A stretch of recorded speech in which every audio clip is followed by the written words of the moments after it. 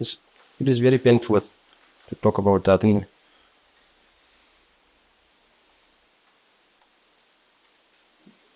Yeah. Even to this day, he struggles to from adapting anybody. You can family approach that conversation. Like explaining, I can't explain one brother. He's my backbone. So I lost everything. Like happiness, fear. God give me life, but take all my happiness in my family. It's completely broke down my family after that crash. Fear. It's very difficult time for me and my family. I don't. Be honest with you, on the day of that accident, the immediate response for all of us who knew the families was experiencing the shock. So, for me, as somebody who's an empath, the natural thing would be to think of their personal care. And I don't think here in India, they haven't had that personal care. I think they've just been treated as just somebody in the system. I'm absolutely appalled to find out what's been going on over the last 4 months, and having advised corporations like Air India, myself in the past in a previous life, you have one chance to do the right thing after disasters like this. And we are sitting next to the sole survivor of this major airline crash. And as far as I can make out, he is being treated like a number on a spreadsheet. I think we've heard a little bit from him that not only has his life been turned upside down, but the entire family's life has been turned upside down. And the CEO of Air India, I think, said after the crash, he promised full and unstinting support for victims. I've heard that not only for Vishwash, but other victims' families, that's not what we're seeing. And for any leader to understand how they can help, surely they need to meet with the victims and their representatives so that the victims can speak directly to the leaders about what's going on in their lives. And we've invited him, I think, 3 times now to do that. And he appears to just be hiding behind his lawyers. So I would appeal on behalf of Vishwash and the family and the wider community to come and meet us, and so that you can hear directly about what's going on. We all understand that things go wrong in life. These are machines, and things go wrong. And I think maybe many people could ultimately forgive. But what you can't forgive is when the people responsible for that crash don't step forward and do the right thing. That we can't forgive.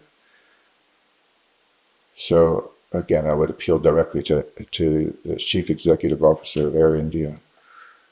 Come and do the right thing. If not, then the public and paying passengers need to understand before they book with Air India that this company is not doing the right thing for certainly for Vishwash and for other victims as I've heard. So my family, would support her. Like my uncle, another someone. But my family all, like my mother, father, and my younger brother, totally broke down, like mentally. And me, also me, mentally, physically. Many of them, through no fault of their own, find themselves in this traumatic situation without infrastructure, without understanding formal documents. Once you get past the initial shock of something that's so traumatic, their immediate needs for, as a duty of care.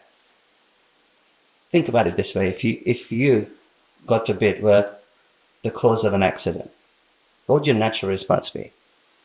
It would be to reach out and say, what can I do for you? In a personal way. Whereas these poor people are left to deal with it. And For the family, I've known, at the beginning, I've known them for a long time, but it was just an offer of support. I'm here if you need me. And in their own time, as these things started to evolve and they're being bombarded from every direction, it became, okay, so Vishwas is facing this and shutting him out from the noise. You can see how fragile he is at the moment. So protecting him, we didn't really want to have to come in the media. You can see we're kind of just put him in a bubble because that's what he needs. But I think people need to know there's a simple way of dealing with this.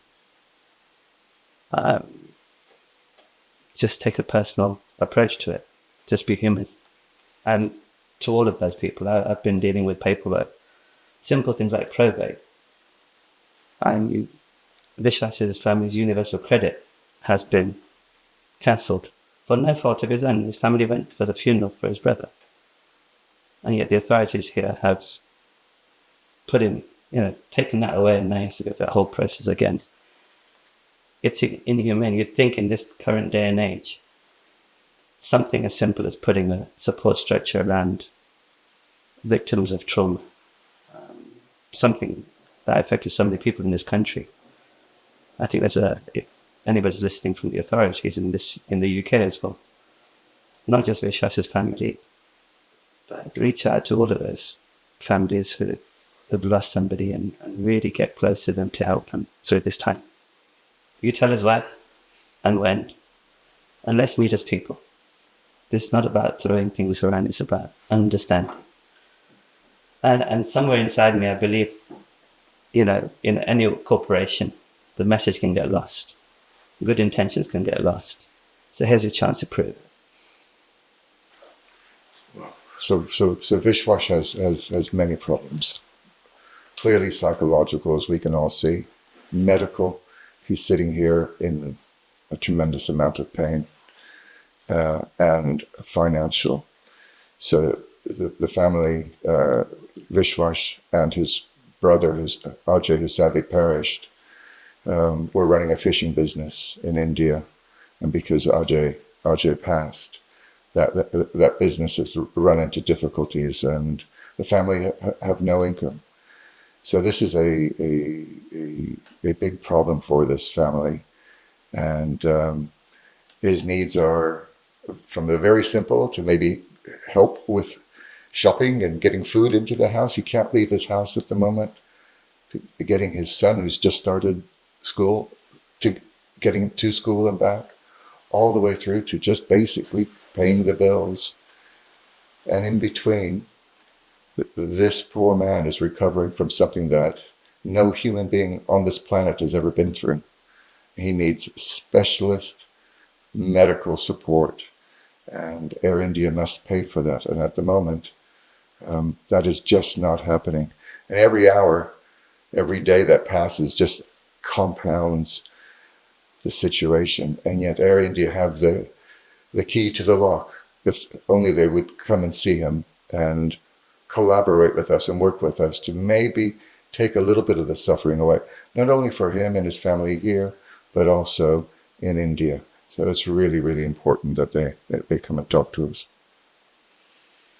The trauma, you can only imagine, as I said, even the close families haven't been able to broach that conversation about that day. But all I'd say is, all of us are human beings, and deep down, you can imagine what kind of nightmares he goes through.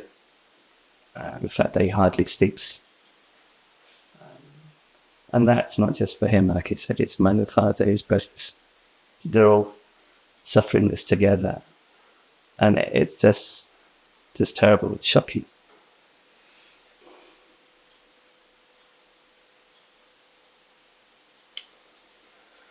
Oh, what can you say? I know. After plane crashing, my life totally changed. Before I said, mentally, physically, I'm not talking about too much, with my family, I stay in my room alone. I don't like to talk too much. I just sit in my bed and just thinking.